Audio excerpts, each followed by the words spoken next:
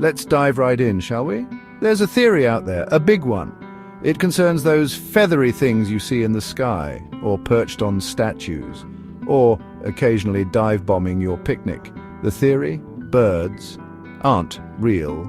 Yes, you heard that correctly. Every single chirping, flapping, pooping bird is, according to this narrative, a sophisticated government surveillance drone. Pigeons in the park? Tiny feathered spies? That majestic eagle soaring overhead? A high-altitude, government-issued peeping Tom? It's quite a claim, isn't it? A bold statement about our avian acquaintances. This whole birds aren't real movement, or bar as the cool kids call it, started as a piece of satire.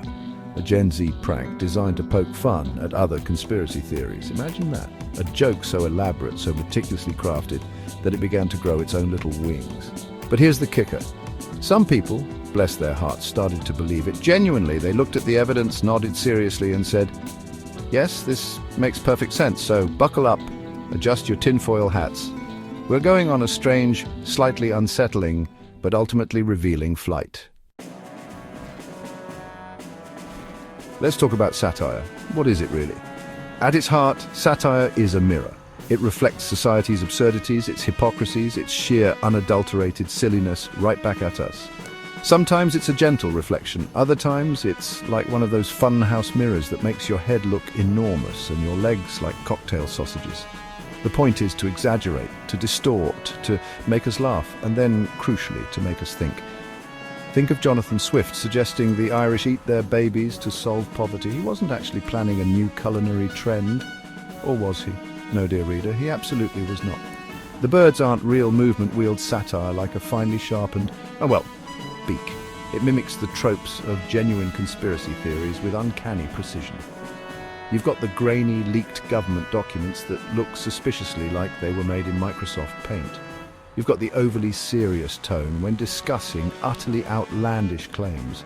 The elaborate historical narratives, the insider jargon, it's all there. It's a parody, and frankly a rather brilliant one. It holds up that funhouse mirror to the QAnons and the flat earthers of the world, and the reflection is both hilarious and deeply unsettling. But here's where things get a bit dicey. There's a concept known as Poe's law. It basically states that on the internet, without a clear indicator of the author's intent, it's difficult or impossible to tell the difference between an expression of sincere extremism and a parody of extremism. Now, birds aren't real might be the current star of the conspiracy show, but let's be clear, it's hardly flying solo in the vast, often bewildering, digital sky. Oh no.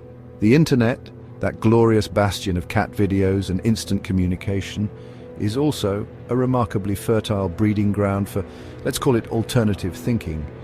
We're talking about the Flat Earth Society, still going strong, bless their two-dimensional hearts. We've got the perennial classic lizard people secretly running the world from their underground bunkers, presumably with excellent Wi-Fi. And who could forget the hits like 5G, causing everything from global pandemics to your unfortunate inability to get a second date. The origins of these digital age beliefs are as varied as the theories themselves. Some are ancient anxieties, old superstitions repackaged with a shiny new URL and a catchy hashtag. Others seem to spring forth fully formed from the depths of internet forums, perhaps born from a misunderstood scientific paper, a deliberately crafted piece of misinformation, or, quite possibly, someone just having a bit too much time on their hands. A stray thought, a meme, a YouTube video with dramatic music, and suddenly a new truth is unleashed upon an unsuspecting or sometimes eagerly awaiting world.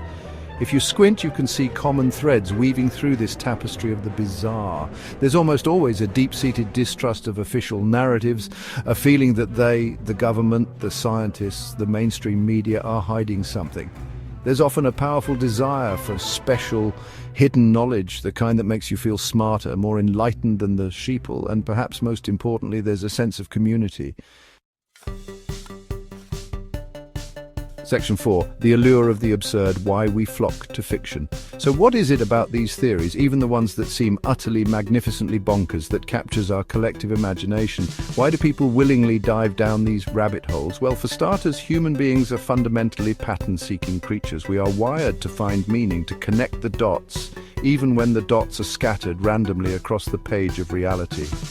Sometimes we see faces in the clouds or a man in the moon, and sometimes we see a vast, intricate government conspiracy involving robotic birds. It's just how our brains work, or in some cases, how they creatively malfunction.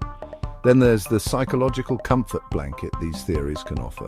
The world is a messy, chaotic, often terrifying place. Believing in a grand conspiracy, even a sinister one, can paradoxically provide a sense of order.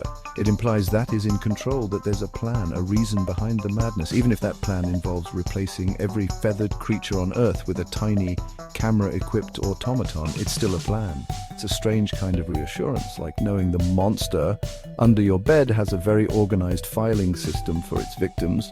And let's be brutally honest for a moment, some of this stuff is just wildly entertaining. The narratives are often more compelling, more dramatic than a lot of mainstream fiction. There are heroes, the brave truth seekers, villains, the shadowy cabal, and a thrilling sense of uncovering a hidden reality. Section 5, Echo Chambers and Empty Perches, Trust in Freefall. Let's talk about a cozy little place on the internet called an echo chamber. Picture this. You're in a room and everyone in that room agrees with everything you say. Every opinion you voice is met with enthusiastic nods and supportive comments. Any dissenting views? Well, they're either not allowed in the room in the first place, or they're quickly shouted down, dismissed as ignorant, or labeled as part of the problem. It sounds quite pleasant, doesn't it? A warm bath of validation. Except this warm bath can quickly become a dangerously stagnant pool of misinformation. This is precisely how echo chambers amplify myths like birds aren't real. Believers congregate in online forums, dedicated social media groups, or messaging apps. Within these digital confines, their theories are not just tolerated, they are celebrated. Evidence, no matter how tenuous, is shared and reshared, each share adding a layer of perceived legitimacy. Doubts are quashed. Skeptics are vilified as shills or sheep. It becomes a self-sustaining ecosystem where the most outlandish claims can flourish, insulated from the pesky interference of, verifiable facts or critical scrutiny. Now, add another ingredient to this potent brew, a widespread decline in trust in traditional institutions. Science, the media, government agencies, they've all faced a barrage of criticism and skepticism in recent years. Some of that criticism has been justified, absolutely. Mistakes have been made, and transparency hasn't always been forthcoming. But this erosion of trust creates a vacuum. Section 6, Comedy, Conspiracy and Clicking Share. What now? So, where does all this leave us? Birds aren't real, as we've established, but began its life as a clever piece of satire. A joke, a wink and a nudge at the absurdity of other, more earnestly believed conspiracy theories, but its journey from internet gag to a movement with actual merchandise and real-life rallies, even if many participants are still in on the joke, highlights something profoundly important about our current moment. The lines between comedy and conviction, between playful skepticism and an outright rejection of observable reality, have become incredibly worryingly blurred. This raises some thorny questions about responsibility. What is the responsibility of the satirist in an age where Poe's law reigns supreme?